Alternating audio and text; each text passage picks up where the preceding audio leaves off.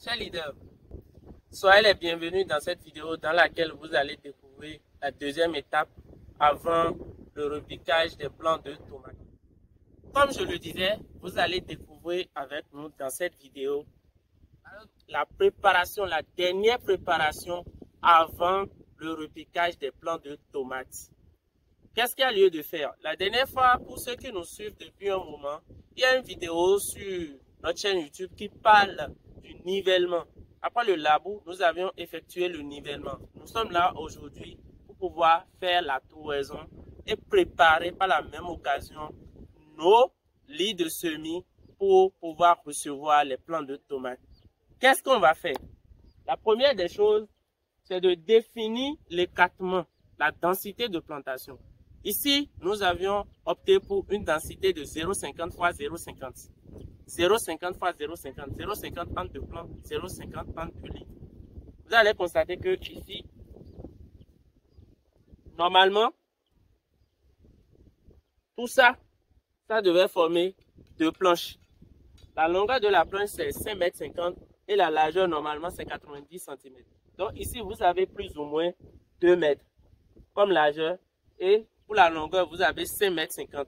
Mais qu'est-ce qui se passe ici? Comme c'est les plants de tomates, vous ne pouvez pas aller planche par planche. Vous ne pouvez pas aller planche par planche. L'arrosage sera difficile et vous allez casser les plants, les jeunes plantures, vous allez les tordre, casser les tiges et ça va causer des dégâts au niveau de votre plantation. Raison pour laquelle vous allez constater qu'on a mis deux plants, on a mis deux planches, deux planches, deux planches, deux planches, deux planches. Donc ici, nous avions deux planches ensemble. Ici, nous avions deux planches ensemble et ainsi de suite. Donc, on creuse. Je creuse à ce niveau-là. On creuse à 50 cm. On creuse ici. C'est un truc de plus ou moins 10 à 15 cm de profondeur. C'est déjà suffisant. Et à 50 cm, je creuse encore. 50 cm, je creuse. Donc, nous allons compter pour voir combien de plants nous avions sur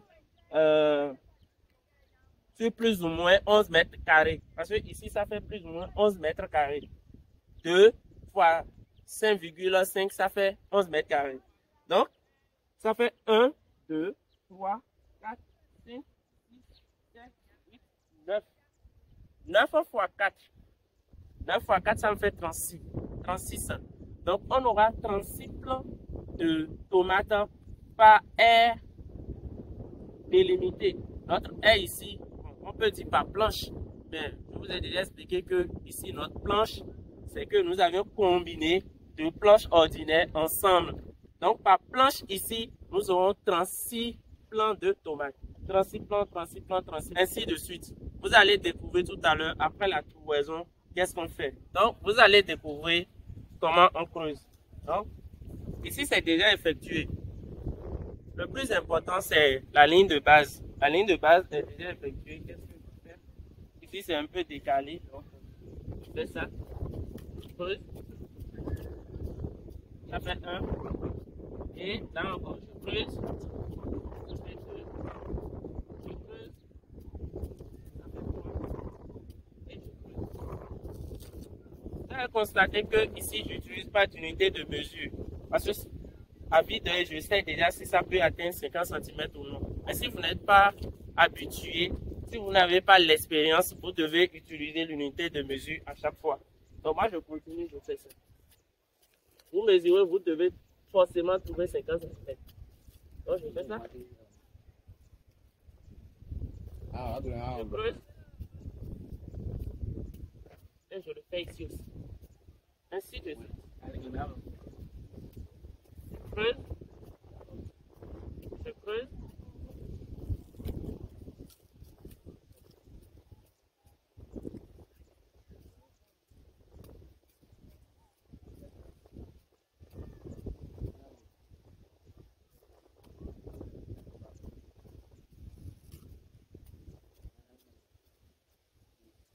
Je vais mettre un dernier ici.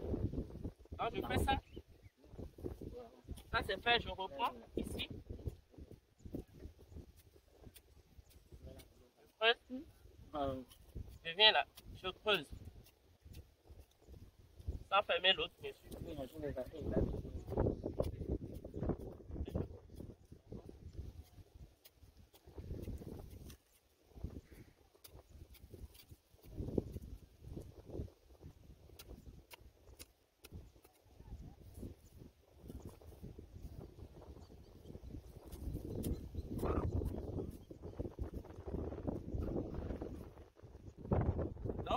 Après avoir fini de creuser, on avait cherché la vieille sonde pour pouvoir tuer les nématodes. Je vais sortir tout à l'heure les plans. Vous allez constater qu'il n'y aura pas de cale. Mais comme là-bas c'est la pépinière, là où on doit planter, on va encore mettre la vieille sonde. Si vous ne voulez pas utiliser la vieille sonde, vous allez utiliser des fongicides. La vieille sonde, c'est un peu comme un fongicide, c'est un fongicide aussi. Donc, vu qu'on ne veut pas faire de façon chimique, on ne va pas commencer notre production chimiquement. Ça fragilise la plante.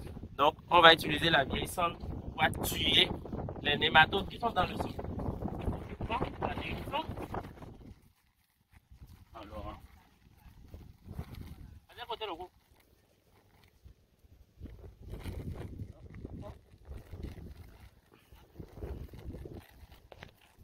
Qu'est-ce que je fais? Je n'ai pas besoin de mettre beaucoup. Je fais ça. Vous voyez? Je mets juste une main dans chaque trou.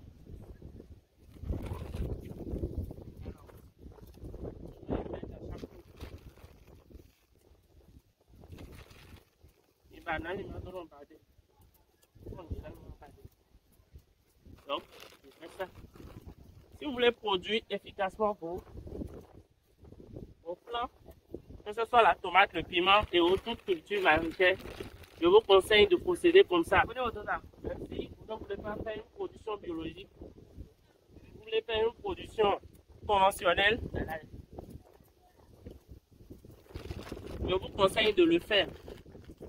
Ça, on appelle ça une production intégrée.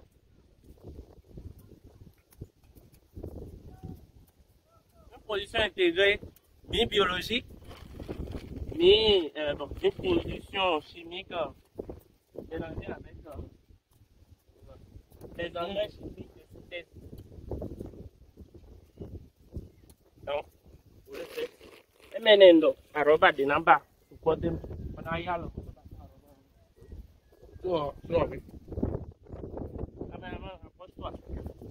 donc, pour la montrer, filmer, vous voyez, attention.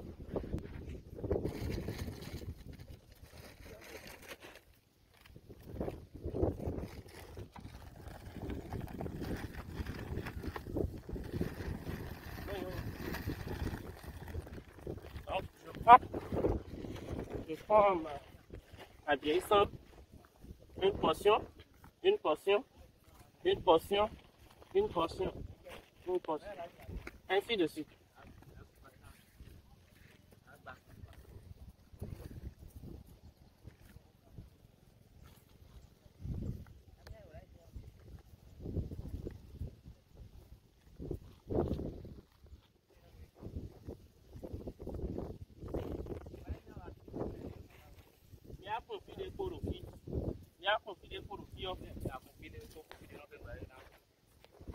Donc, je reprends, c'est ça. Ikunto, madouani, ni edeme. Mikunto, ole nami.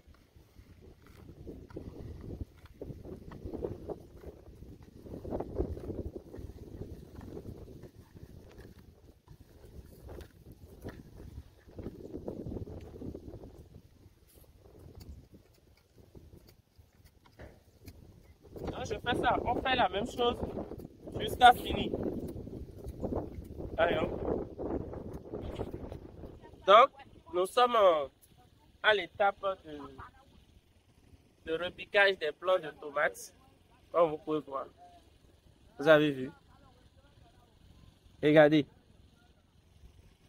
La façon dont nous avions fait la pépinière, c'est pour cela que vous voyez les racines comme ça.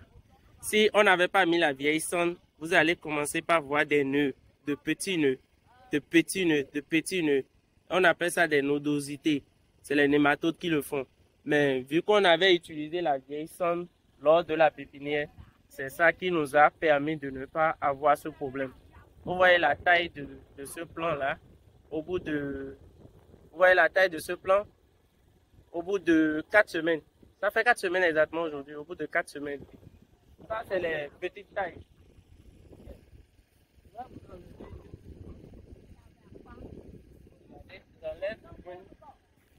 Les plus grandes tailles, ouais. Ça, c'est la plus grande taille. Vous avez vu, celle-là a plus ou moins 35 cm. Cette plante-là a plus ou moins, cette jeune planture de tomate a plus ou moins 35 cm. Donc, vous allez découvrir tout à l'heure comment le repiquage se fait. Après la phase d'apport de la vieillissante, il faut arroser, humidifier le sol. Donc, il faut humidifier les poquets pour pouvoir transplanter, pour pouvoir repiquer les plants de tomates. Donc, aussi nous les gars.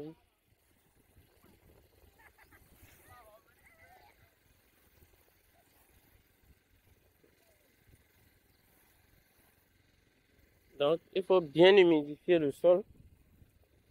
Il faut bien l'humidifier avant de pouvoir. Vous voyez ici, c'est pas que il a mis assez d'eau, hein, c'est parce qu'on a arrosé il y a un moment. Les sols sableux, c'est comme ça se comporte. Ça va finir de... l'infiltration va finir maintenant et vous allez mettre la main dedans, on voit que l'eau n'est pas allée en profondeur. Donc c'est un peu la réalité.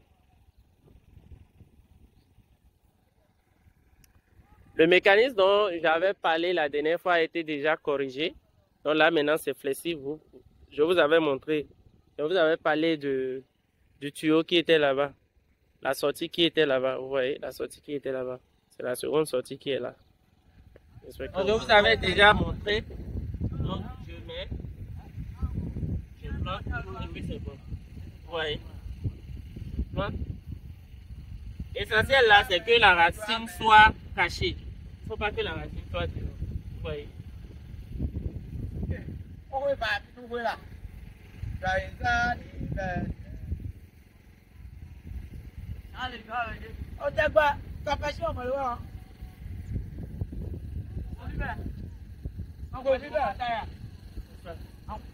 Ainsi de suite. Donc, comme je vous l'ai montré, ça continue. Ici, ça a eu assez d'eau, vous voyez. Donc, on les repique. On les repique. Le repiquage continue. Le repiquage continue. Maintenant, qu'est-ce qu'il y a lieu de faire? À la fin maintenant, après avoir fini de repiquer, on arrose encore une fois, mais pas avec assez d'eau. Si les racines ont les ni domé, ni ma tombe, ni no, ni ma wa gablo. Vous comprenez? Donc ni domé, ni ma wa gablo. Donc vous me regardez, c'est beau, n'est-ce pas? C'est ça la beauté de l'agriculture. Ça se passe ici. Bon, comme vous pouvez le voir, les jeunes plantures de tomates Anita F1 ont été déjà repiquées. Donc, qu'est-ce qu'il y a lieu de faire ici maintenant? On finit de repiquer, on arrose une fois encore. Et demain, à partir de demain, vous continuez l'arrosage. 3 jours après, nous allons faire le premier apport de matière organique pour pouvoir fouetter la croissance ou bien le développement de ces plants-là. On va commencer par les nourrir biologiquement, bien sûr, pour les demander de bien s'enraciner et pour pouvoir bien croître. C'était M. Jassim Mohamed Ocho depuis les fermes forestières béninoises sur notre site maraîcher. Abonnez-vous, activez toutes les cloches de notification pour ne pas manquer le suivi et l'entretien de cette parcelle de tomates Anita. Ciao. Merci d'avoir suivi cette vidéo avec Landscaping and Forestry in Bénin. De la semence à l'aménagement de vos espaces, nous sommes votre partenaire pour une croissance durable. Comme le dit notre slogan, il y a plus dans les forêts que dans les livres.